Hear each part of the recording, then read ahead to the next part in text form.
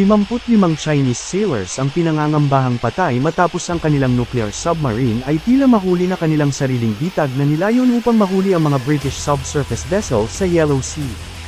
Ayon sa isang lihim na ulat sa UK, ang mga seaman ay namatay kasunod dahil sa pagpalya ng mga oxygen system ng submarine dahilan upang malason ang mga tripulante.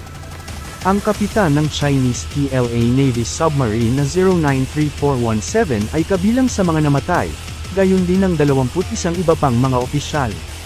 Itinatanggi ng China ang insidente. Tumanggi din ang Beijing na humiling ng tulong internasyonal para sa kanilang submarine. Iniulat ng intelligence na noong August 21, 2023 nagkaroon ng aksidente ang submarine habang nagsasagawa ng misyon sa Yellow Sea. Ang insidente ay nagresulta sa pagkamatay ng 55 crew members, 22 officers, 7 officer cadets, 9 petty officers, 17 sailors kabilang ang kapitan na si Colonel Zhu Yongfang. Ang submarine ay tumama sa isang chain at anchor obstacle na ginamit ng Chinese Navy para matrap ang US at Allied submarines. Nagresulta ito sa mga system failure na inabot ng 6 na oras para maayos at mapalabas ang submarine.